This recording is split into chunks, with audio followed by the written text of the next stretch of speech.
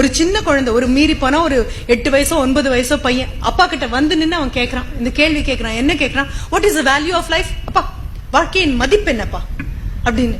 8 வயசுக்கு இது ரொம்ப ஜாஸ்தியான கேள்விதான். ஆனாலும் அப்பாவுக்கு ரொம்ப சந்தோஷம், அம்மாவுக்கு ரொம்ப பெரிய ஆச்சரியம். இதான் வித்தியாசம். ஆஹா, என் மகன் எவ்வளவு புத்திசாலி அப்படின்னு அம்மாவுக்கு தோணுது.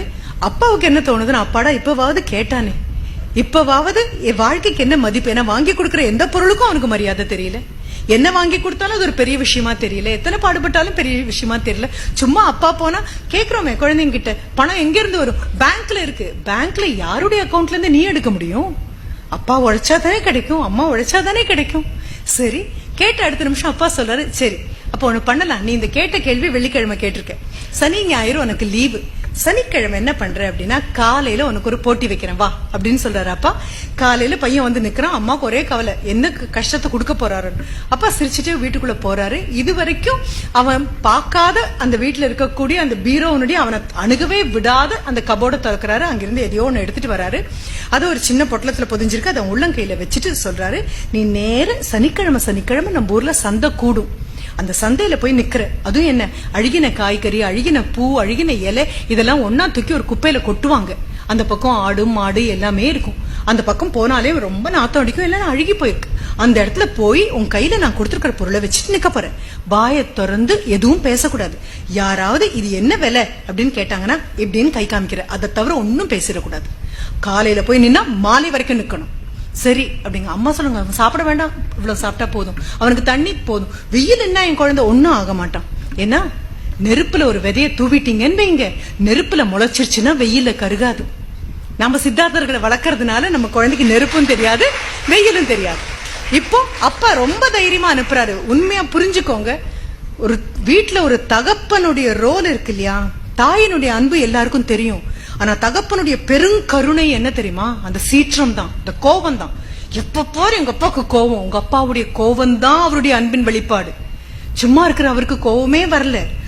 உன்னுடைய பொறுப்பின்மையை பார்க்கும்போது ஒரு சீறி கோபம் வரலன்னா அவர் எப்படி உன் தகப்பனா இருக்க முடியும்? அடுத்த வீட்டு அங்குளும் எதிர்த்த வீட்டு அங்குளுக்கும் கவலை கிடையாது. உங்க அப்பாவுக்கும் என்ன நினைச்சா கோபம் வரும், வருத்தம் வரும். அதை காட்டும் பொழுது அது சீற்றமாக கடுமையான வார்த்தைகளா வரும். அப்பா இதை கொடுத்துட்டாரு, அம்மா கிட்ட சொல்லிட்டாரு, ஒன்னும் பண்ண மாட்டேன், இன்னைக்கு அவன் காலையில போயிருக்கான், மாலையில வரான், வாயை திறக்க கூடாது, பொருளை தொலைக்க கூடாது, யார்ட்டையும் பேசக்கூடாது. சரி போயாச்சு. அந்த குப்பை அழுகி இருக்கக்கூடிய குப்பைக்கு நடுவில் அவனுக்கு அவ்வளவு கூச்சமா இருக்கு. காலில் அவன் போட்டிருக்கக்கூடிய செருப்பெல்லாம் விலை உயர்ந்தது, அவன் உடைய விலை உயர்ந்தது, ஈயெல்லாம் வந்து உட்காருது. ஆனாலும் அப்பா சொல்லியிருக்காரு, அப்பா சொன்னா தந்தை சொல் மிக்க மந்திரம் இல்லை.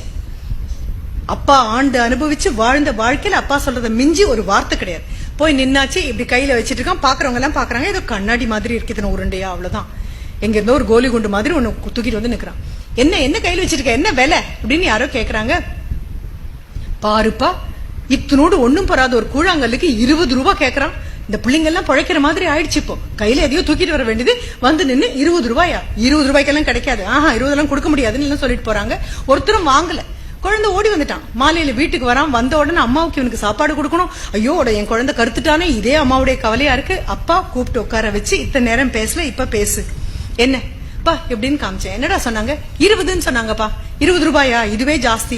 நிறைய பேர் திட்டினாங்க, கிண்டல் பண்ணாங்க, யாரும் வாங்கலப்பா. சரி குடு. வாங்கிட்டாரு, கொண்டு போய் வச்சாச்சு. இனி போய் கை கால் முகம் கழுகிட்டு உங்க அம்மா சாப்பாடு கொடுப்பாங்க, சாப்பிடு. சரி, குழந்தைக்கு நல்லாவே பசிச்சுது. ஏன்னா ஸ்நாக்ஸ் எல்லாம் ஒன்னும் கிடைக்கலையா. அமைதியா தட்டுல போட்ட சோறு ஒரு பருக்கை இல்லாம ஒழுங்கா சாப்பிட்டான். அப்பாடா. இது இன்னொரு விஷயம், அப்பா அம்மாக்கு சும்மா கொடுத்து ஸ்நாக்ஸ் கொடு, அதை கொடு, இதை கொடுன்னு திகட்டுற அளவுக்கு திதிப்ப கொடுத்தீங்கன்னா குழந்தைக்கு திதிப்புனா என்னன்னே தெரியாம போயிடுச்சு, பசினா என்னன்னே தெரியாம போயிடுச்சு. பசிச்சு வந்தா தான் அதனுடைய ருசி தெரியும். சரி அப்பா, வாழ்க்கையுடைய மதிப்பு, வேல்யூ என்னப்பா? இன்னும் ஆகல, கேள்வி ரொம்ப பெருசு, ஒரு வாரத்துக்குள்ள பதில் கிடைக்காது, அமைதியாரு.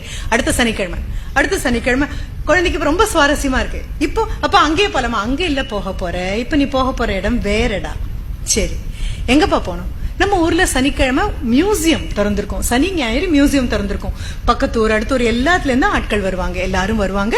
நீ அங்க போய் இதை வச்சுட்டு நிக்க போற. ஆனா மறுபடியும் நோ டாக்கிங், ஜஸ்ட் யாராவது கேட்டா யூ வில் டூ திஸ். சரி, அங்க போய் நிக்கிறான். தாண்டி போறதுல 2-3 பேர் இந்த பையன்கிட்ட வராங்க, நிமிர்றாங்க. இவன் கையில இருந்து அந்த பொருளை பாக்குறாங்க. பார்த்துட்டு என்ன விலை அப்படின்னு சொன்னா, 2000-மா? இருக்கும், 2000 இருக்கும் தான் தோணுது. It looks like something precious. என்னன்னு தெரியல. ஆனா சின்ன குழந்தை உங்க கையில இதெல்லாம் ரொம்ப விலை மதிப்பு இதெல்லாம் கொடுப்பாங்களா? ஆனா அழகா தான் இருக்கு. 2000 சரி அப்படின்ட்டு போயிடுறாங்க. யாரும் வாங்கல. மாலையில வீட்டுக்கு வரான். வந்த உடனே அம்மா மறுபடியும் அம்மாவாவே இருக்காங்க. அப்பா மறுபடியும் கேக்குறாங்க. இப்படின்னு சொன்னேன்ப்பா. என்னது 2000 சொன்னாங்கப்பா. அப்பா அவங்க போன வாரம் 20. போன வாரம் நீ நின்ன இடம் அது. சரி, இது 2000. சரி, முடிஞ்சது. அப்ப வாழ்க்கையின் மதிப்பு என்ன? இது கேள்வி ரொம்ப பெரிது. வாழ்க்கை ரொம்ப பெருசு. உனக்கு 8 வயசு தானே ஆச்சு. அடுத்த வாரம் கூட பொறுத்துக்கோ, தெரியும். அடுத்த வாரம் மறுபடியும் கையில கொடுத்துட்டு அப்பா சொல்றாரு, நம்ம ஊர்ல மிகப்பெரிய ஒரு வைர வியாபாரியுடைய கடை இருக்கு. கடைக்கு அவருடைய ஊழியர்கள் எல்லாம் 9 மணினா 9:10க்கு தான் வருவாங்க. ஆனா இவர் 8:30க்கே போயிடுவாரு. அதனாலதான் இவர் முதலாளியா இருக்காரு. அதனால காலதாமதம் இல்லாமல், ஏன்னா அவருக்கு தெரியும் அந்த நேரம் ஏதாவது ஒரு கஸ்டமர் வந்து திரும்பி போனா அந்த வழி அவருக்கு தெரியும்.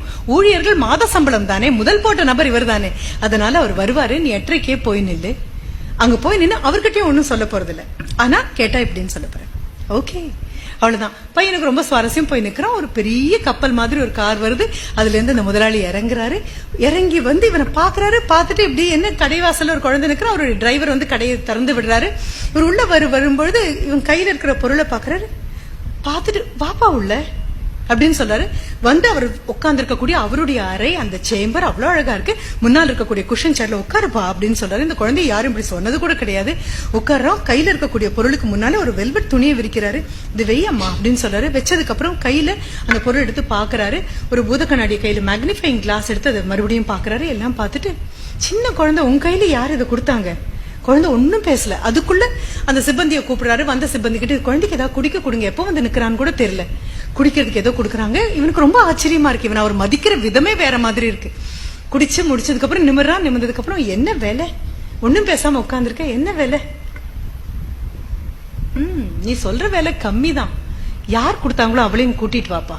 20 லட்சத்துக்கு இதெல்லாம் கிடைக்காது அப்படின்னு சொல்றாரு. குழந்தைக்கு ஒன்னும் புரியல. காது ஒழுங்கதான் கேட்டுச்சான்னு தெரியல. அவ்வளவுதான். அவர்கிட்ட இருந்து அதை வாங்கியாச்சு. ஒரே ஓட்டம் வீட்டுக்கு ஓடி வந்து அப்பா கிட்ட தலைதறிக்க ஓடி வரான். வந்த உடனே முகம் பூரா ஒரே சந்தோஷம். அப்பா கிட்ட வந்து கேக்குறான், அப்பா என்ன உட்கார வச்சு குடிக்கிறதுக்கெல்லாம் கொடுத்தாங்கப்பா.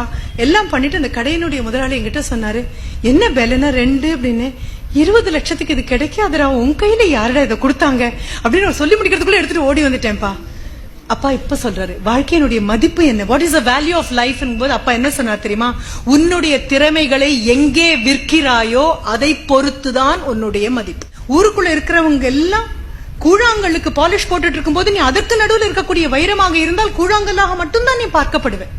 நீ வைரம்ங்கிறது உனக்கு முதல்ல தெரியணும். நீ மிக சிறப்பான நபர்னு உனக்கு முதல்ல தெரியணும். உனக்கு உன்னுடைய திறமைகள் அடையாளம் தெரியணும். உன்னுடைய திறமைகள் உனக்கு அடையாளம் தெரியும் போது, உனக்குன்னு கிடைத்திருக்கக்கூடிய வரங்கள் உனக்கு அடையாளம் தெரியும் போது, அதை பட்டத்தீட்டுறதுக்காக இருக்கக்கூடிய ஆசிரியர்களை நீ அடையாளம் காணும் பொழுது, அதுதான் மிகப்பெரிய குரு பாரம்பரியம். உங்ககிட்ட இருக்கக்கூடிய நல்ல குணம் உன் தாய் தகப்பன் கண்ணுக்கு தப்பித்து போனாலும் உன் ஆசிரியர்கள் கண்களுக்கு தெரியும். ஆஹா, இந்த குழந்தை வேறொரு metal. This child is made of an entirely different element. மற்ற குழந்தைகள் போல் அல்ல, மற்றவர்களோடு இருந்தாலும் மற்றவர்கள் போல் அல்ல. அப்படித்தானே டாக்டர் APJ அப்துல் கலாம் உருவாகி இருக்க முடியும். ராமேஸ்வரத்துல எல்லா குழந்தைகளும் படித்த கல்லூரியில பள்ளிக்கூடத்துல தானே படித்தார். எல்லா குழந்தைகள் மாதிரி தானே வந்தார். ஏழ்மை தெரிந்த நபர் தானே, வறுமையில வாடிய நபர் தானே. இத்தனையும் பண்ணி டாக்டர் APJ அப்துல் கலாமாக உயர்ந்து போகணும்னா ஒற்றை மாணவனாக வகுப்புல அவரை சுற்றி எல்லா ஆசிரியர்களும் ஒரே ஒரு குழந்தைக்கு பாடம் சொல்லி கொடுத்தாங்களா என்ன? அவர் வகுப்புலயும் 20 பேர் 30 பேர் இருந்திருப்பாங்க தானே. அவர் வகுப்புலயும் எல்லா ஆசிரியர்களும் வந்து பாடம் சொல்லி கொடுத்துட்டு போயிருப்பாங்க தானே.